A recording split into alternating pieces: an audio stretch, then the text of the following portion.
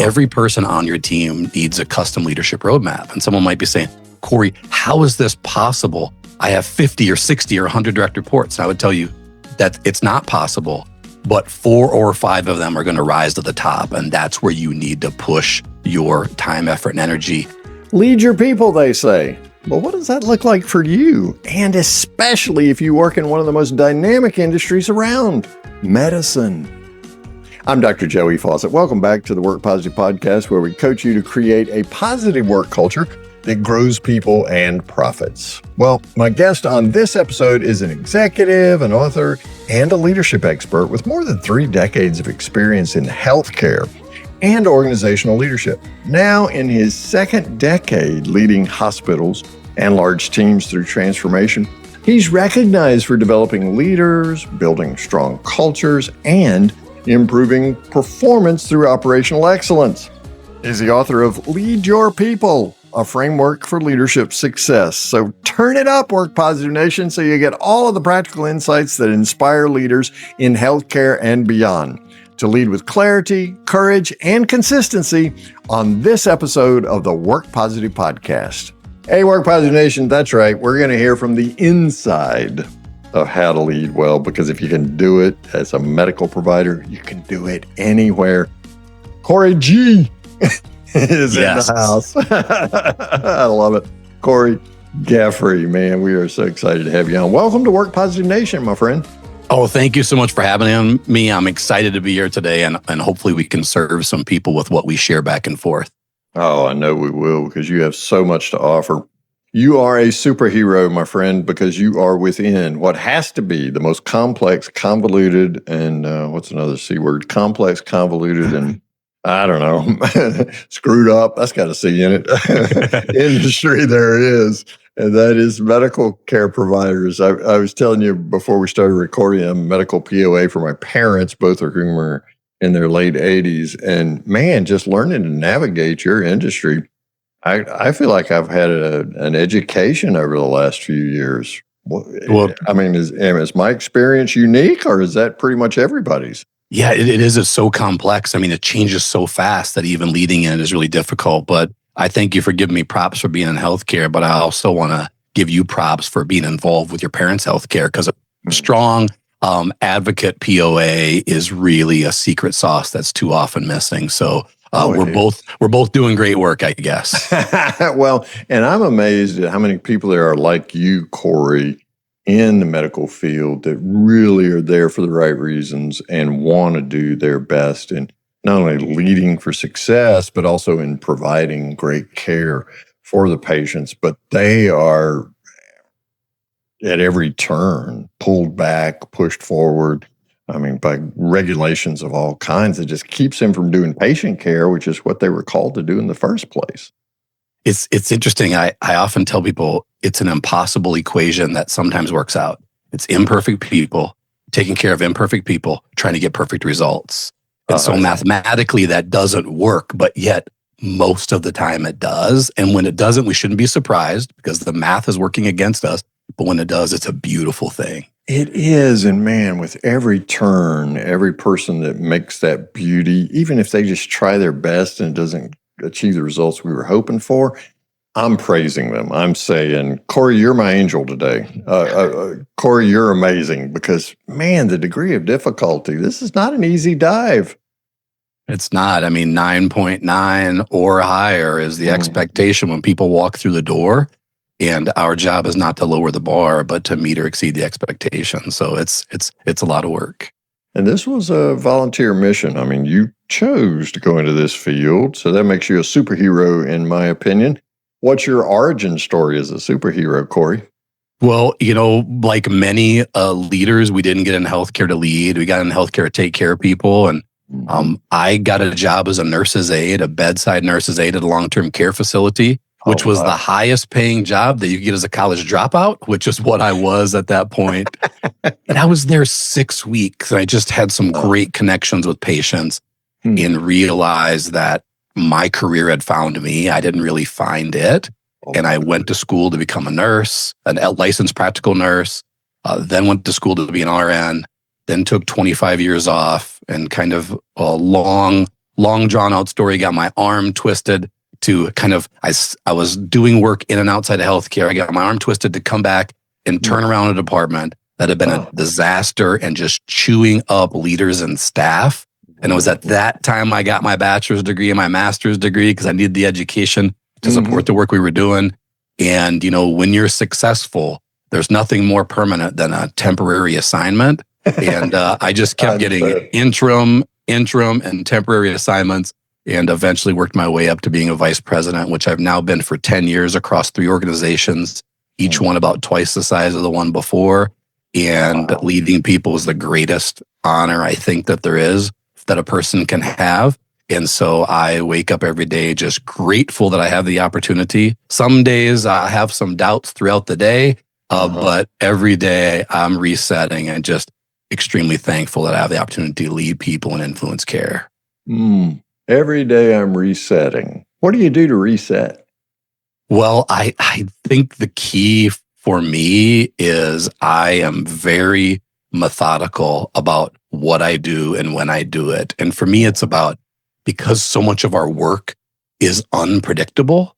And sometimes we want to just say, well, we don't have any control over the things that happen in our lives of the day, but yet we do have control of things, and we must control those. What we eat, when we eat, how much we drink, what time we go to bed, what time we exercise or work out, how much we eat, all of those things are controllable. And so bringing those things in, even when the day tries to get sideways, I know that this is going to happen at 4:30, and this is going to happen at 7:30, and this is going to happen at 9:30 or 10:30.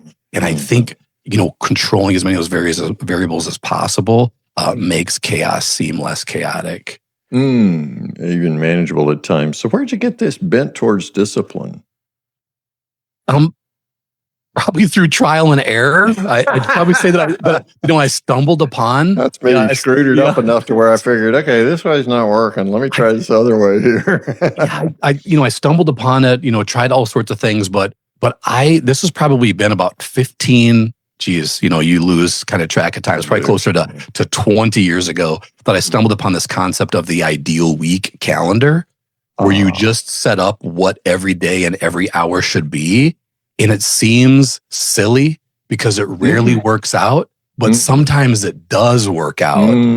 And when I started to take that to my personal life, to my off hours, and I'm one of those, maybe we'll say weirdos, I get up the same time 7 days a week, even when I don't have to, because the routine is the key to success. So, For sure. I'm digging that, man. I'm the same way. And you talk about nutrition, I eat the same thing every morning, except for Sunday mornings. And I give myself a break that time, have a little something special there. But that discipline really helps because it is chaotic. Regardless of the industry you're in, the world is chaotic, the VUCA world, right? And so finding something you can control and you can manage starts with yourself. I was recently on a podcast with Robin White called Boss Yourself and Boss Yourself First. And that's the very thing, is tapping that leader within. So that's the way you roll, but I'm thinking that your leadership of people, since the name of your book is Lead Your People, I'm thinking that shows up in your leadership of others and your encouragement to them for how they can get on top of the chaos. Yeah, I share with them the same things. I don't mandate how they run their lives and businesses, but I strongly encourage them to get some sort of semblance. But yes, this is really the premise of the book, is a framework for leaders to follow, because people just get promoted into a job and they might think that they're supposed to be working on these policies and procedures and all these certain things, but they really don't know what the underlying principles are of what they're really supposed to be doing. And so I wanted to provide a roadmap of something that you just rinse, wash, and repeat, and that you just keep going. It's a flywheel is probably overused word, but are you working on these things? And when you work in these areas, what sort of outcomes can you get from them? And how should you spend your time, effort, energy when in doubt? So that was really the premise, is just to build a framework for leaders. Talk to us about that framework. Give us some key points from it. Yeah, there are 5 components. The first one is really about developing people. I think if you really want to leave a legacy in an organization, the greatest gift that you can leave the organization is people who are ready to lead or fill in your gaps. So you have to develop people. That's where you make the most impact. The next one is managing performance. How do you help people become the best version of themselves? Yeah. Sometimes that's helping them find a new future in another organization. Sometimes it's helping them see things that they have never seen in themselves. And then those two kind of compile together to building dynamic and engaged teams, people who know how to work with each other, who aren't threatened about the positions or the influence that exist within there. And those first three components are all about people. And now we move into the places where too many leaders start, but there's steps 4 and 5 for a reason. Step 4 is improving operations. How do you make the work better?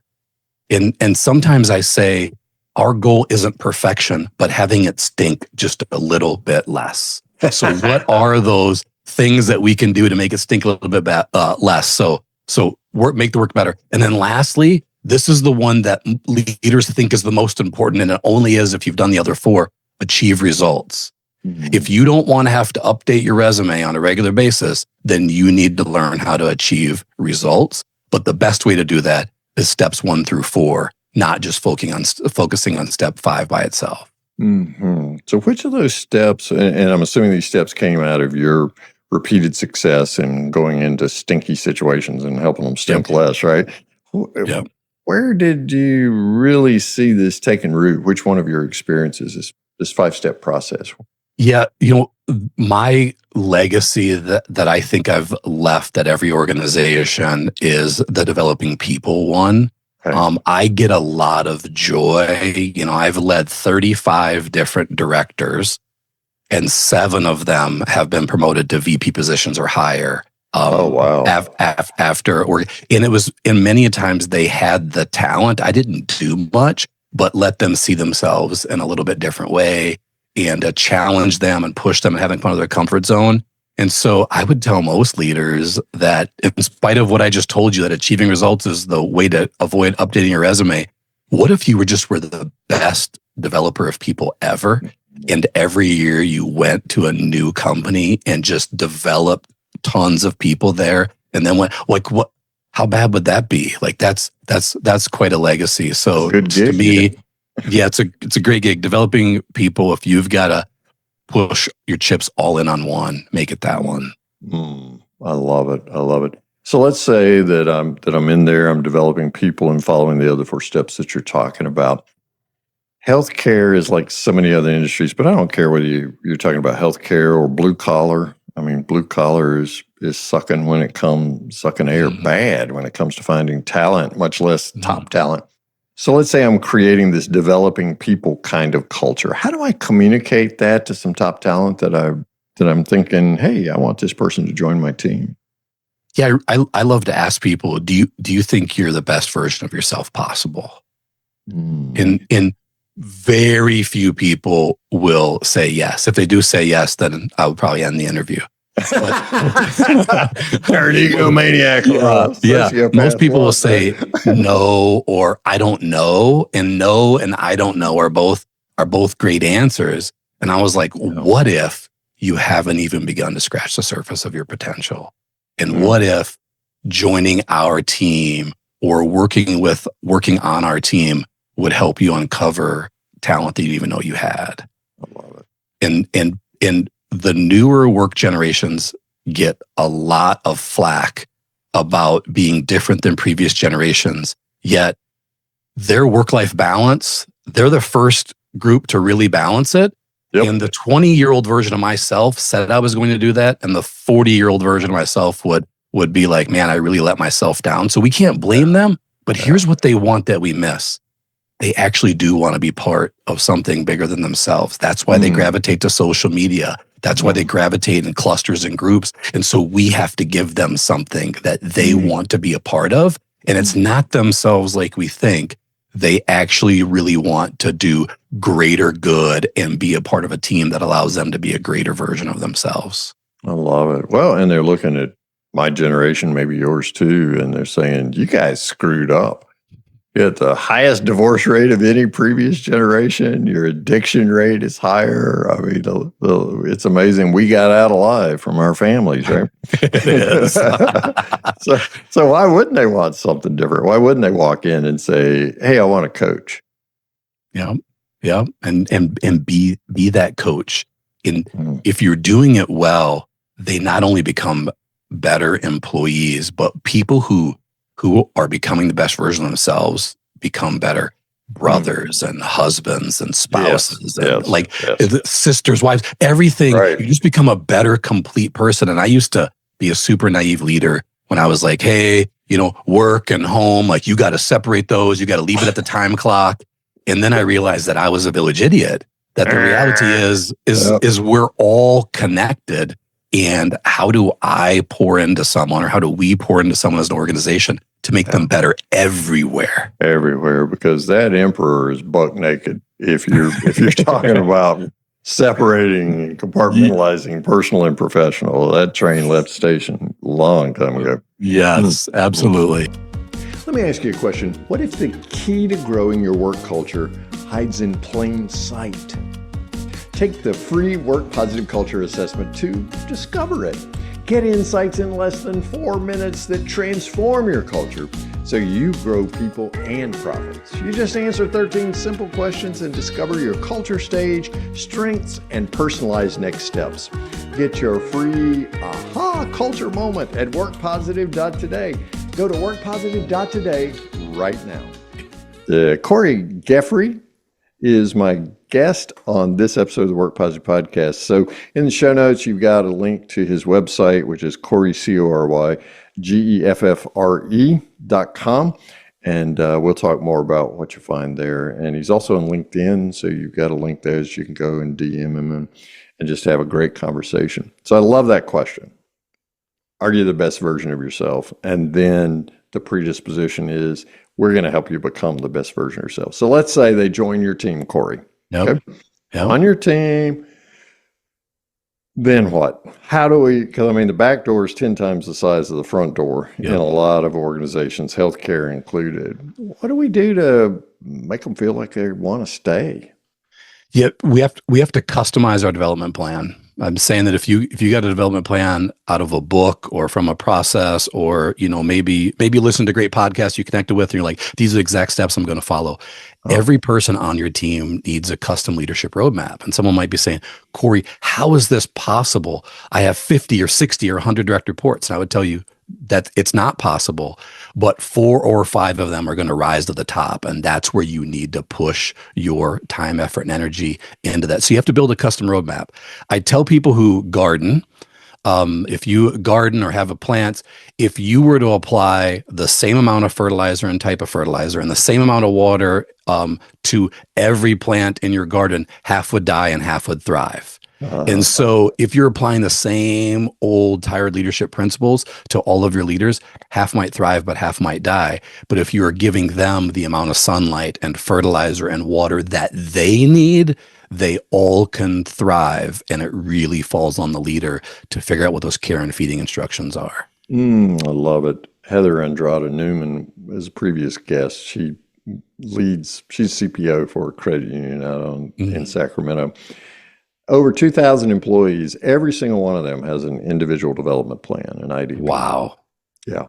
So to your point, we are not cookie cutters. We're not even cookie crumbs. We are different cookies altogether, right? Absolutely. And so let's honor that. Vive la différence, n'est-ce pas? I mean, it's just a beautiful thing. So I love that. But we need development plans, and we need to work on development plans. And there are ways to do it at scale and to leverage. So what are some challenges that you see in your 5-step framework? Some challenges that you see companies experiencing as they're trying to implement this framework? Yeah, I'd probably say there are 2 extremes that I run into the most. The one extreme is people who just lack self-confidence and maybe have complex pasts and complex relationships. And so saying that they can become a better version of themselves, the first place they go is, I'm not good enough. And so you have to work through those pieces and components. And I have more success with this group than I would say the other group. The other group is it's really about disciplining a child too late. So you have a 15 or 16-year-old that's had no curfew and no rules, and now the parents had enough and they try to drop curfews and rules, and there's mass retaliation. So in what's interesting, it's easy to be mad at the person. So we come in, have new standards, new expectations, new processes, and someone's just like, no, I'm not doing that. And part of it is the fact that they haven't had the expectation or accountability in the past. And so you have to grant them grace, but sometimes it's difficult. And sometimes it is been going on too long, and you have someone who's been committed to the organization but is not following process and is unwilling to. And even in a really tight healthcare environment and nursing environment, sometimes you still say goodbye to someone because not changing is the only non-negotiable. As long as you're willing to change, we can get somewhere. But if you're not willing to change, that is a non-negotiable.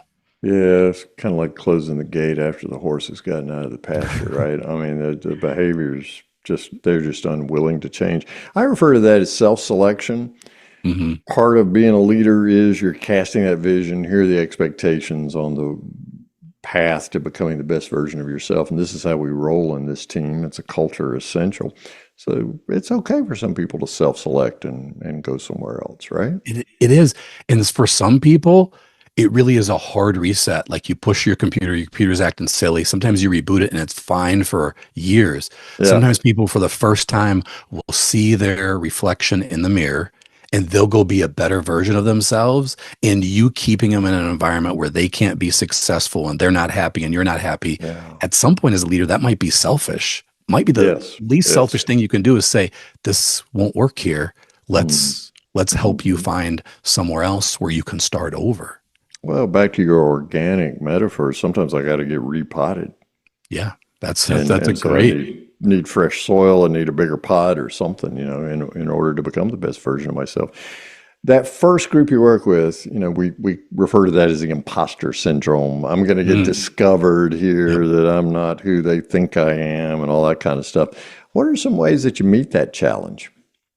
Well, I can speak from experience. There are still times that I'm pinching myself every day to realize, and you talk about I'm responsible for about 2,000 people in our organization. And so sometimes I'm like, me, am I the right person? Would there be someone better? And so I think being a leader who is authentically vulnerable is so important. And that's a change from where our job as leaders were to appear impervious to feedback and impervious to the realities of the world. And that's not what connects with people the most now, but being authentic and really I've told my team before, I'm like, I'm scared as heck about what we're doing. But I trust the people that I'm working with and trust the people making the decision. And I think that I have your trust. And so let's all be uncomfortable together. And sometimes that brings them more peace because it not only feels authentic, it really is authentic. And so I think the secret sauce of healthcare, I say this at new employee orientation every 2 weeks, it's actually the secret sauce of life is meet people where they are, not where you are. And the bigger that gap is, the more miscommunication, judgment, bias, misunderstanding exists. Someone has to close the gap. And as the leader, it has to be you. You have to close that gap that exists. And part of that gap is being like, hey, I see you, I feel you, I've actually been where you are, and here's how I got through it. I'm on your side.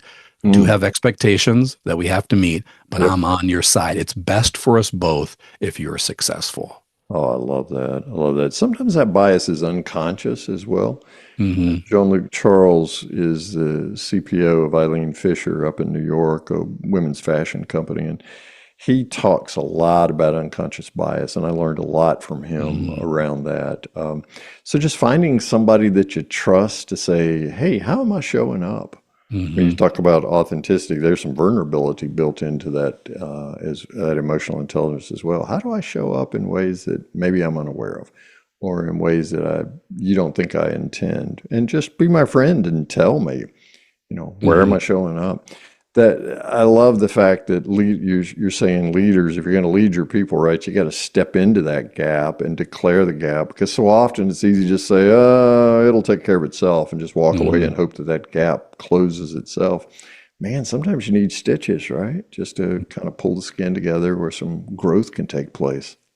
Yeah, just being vulnerable. I had a conversation with one of my leaders the other day, and she did not like the conversation, and it was painfully obvious. Mm, Yet, yet I stayed in it. Sometimes you just have to stay in the swamp, and so I yeah. stayed in the swamp. I know her well enough that I gave her 2 hours, and I just Wow. called her and I said, "Hey, where are you at?" She's like, "What do you mean?" I was like, your body language was awful. And I know you were in a good spot. And so I know that you need a little bit of a runway. You've had a little bit of runway. Where are you at? And she just said, you're right. Like, I didn't like this. I didn't like that. And she's like, I have one question. And I'm like, let's go. Let's like I'm ready for your question. And the next Mm, day she was like, thank you so much for checking back in with me. mm. But I have leaders who have a 2 hour cooling off people period. I have those that have 24, and I have some of those that have 2 weeks, right? And my job is Yeah, to know what their that's the cooling off period difference. is, and then Yeah. also how they take off. I have helicopters. I say, do this tomorrow, lift it off. And I have people who are like a 747. They need a 3 mile runway and clear skies to take off. Yeah, And my yeah. job's to know that so I can give them enough time to take off. Because how quick they take off isn't as important as them just taking off. Yeah, yeah, and that's the pathway to a safe landing, right? And so Absolutely. often, and we as leaders say, "Okay, I'm a helicopter. Everybody ought to be a helicopter. I'm a 747. You're taking off too quickly." Superimposing our way of doing it. You Right. reminded me of something else Jean-Luc says, and that is become comfortable being uncomfortable. Mhm. And Yeah. so you're stepping up into that gap with people declaring that. That's a real superpower you have. It's obviously important to you to connect with your people, but man, you're highly observant too, because you just said, "Hey, your body language was off." Where'd you get this superpower of observation? Yeah. The one, if you only have one skill set as a leader, I would say that you need to have painful levels of self awareness. And Hmm. the word painful is the most important thing there. So, Yes. painful levels of self awareness mean you know that you have a dark side of the moon and how deep the craters are. Yeah. People will be like, "Oh, I'm self-aware." Like, "Oh, it's like, no, no, no, no, no." Do you know why when somebody says this phrase that your body just fills up with these feelings? And Yeah. so I think it started with a journey of being sure that I was completely dialed in to Uh, my emotions and my cool. responses. And this was probably also some of the people that are attracted in healthcare. Like, Hmm. I sometimes just get vibes, but body language, especially when I'm oftentimes was taking care of patients who couldn't verbally communicate, but I Ah, could there tell it by is. their vital signs and their body language and how tense Hmm. their muscles were if they were Hmm. feeling pain or discomfort or uncomfortable. And so I think this high levels of observation, but the most important practice for me in that moment was not calling them out in real time because we had to get through the message. If I would have paused and distracted, we maybe would have taken 3 days to get through this conversation that we just needed to go through. And if, of course, at some point I was able to tell that they weren't hearing it anymore, I'd have to stop and come back. But I think it starts with just knowing yourself, um, Hmm. and all the good, but be sure that you know most of the bad as well. And the ugly, right? Because And the ugly. we've all Yes. got it. Or maybe I should be Yes. more confessional. I certainly have it. I Corey do as well. Corey Geffrey is my guest of this episode of the Work Positive Podcast. In the show notes, there's a link to Amazon where you can get Lead Your People, the framework for leadership success. I know you're waiting to see those 5 in action in that book, so go get it right now. His LinkedIn profile's there. Also connect with him and share some messages. And then Corey Geffrey, CORYGEFFRE.com. workpositivepodcast.com. Corey, what are we going to find when we go to your website? You might be underwhelmed. You'll see that you can. Simple, man. Yeah, you'll see that you can. Obviously, click a link for the book. You can just connect with me if you just want to have a one-on-one conversation. There are times when I will do some coaching or consulting, but right now I just really want to serve people. People ask me questions all the time there, whether it's on LinkedIn or through my website. It's really having website for having website, but I want to follow my own advice. I want to meet people where they are. Where they are. You got it, man. However that works, let's have a dialogue. I love it. I absolutely love it. Well, Work Positive Nation always wants me in these dialogues to ask my guests. So, Corey, I got to ask you, what's one thing you would recommend that Work Positive Nation do starting today to create the kind of positive work culture we're talking about? Man, I think this is a great question. It's so weird to say, and we've had this throughout this thread today, is keep becoming the best version of yourself. Not because it's about you, but in order for it to become about other people, it can't be about you. So you've got to complete that work in yourself, whatever that is, education, awareness, analysis, which is ongoing, but you've got to finish yourself before you can help people, help others. It's the airline, put your own oxygen mask on before helping others with theirs. And I have to say this in healthcare because we sometimes sacrifice our own health for the health of others, and we can't. So the least selfish thing that you can do is take care of yourself. I love it. Corey Geffrey is my guest on this episode of the Work Positive Podcast. Corey, I'm better for this conversation. I know Work Positive Nation is too. So thanks for your time and wisdom today, my friend. Thank you so much. It was a blast. I'm so grateful you joined our conversation about creating positive work cultures that grow people and profits. Connect with me directly on LinkedIn today. Just search for Dr. Joey Fawcett, or you can click the link in your show notes. When you send your connection request, mention you're a Work Positive Podcast listener because I want to give you a free digital copy of my Work Positive Team Edition book. It's a $19.95 value, but I want to share it with you free because it contains practical strategies that I personally use with clients to transform toxic work environments into thriving cultures. We explore in that book how to create a positive work culture, and we do so again in every episode of this podcast. Our LinkedIn connection allows you and me to directly talk about your specific challenges, so feel free to send me a message on LinkedIn. I personally read and respond to all those messages because I genuinely care about your work positive success. So go to LinkedIn and let's connect. Remember to mention you're a podcast listener to receive your free Work Positive Team Edition book. I look forward to seeing you on our next episode of the Work Positive Podcast.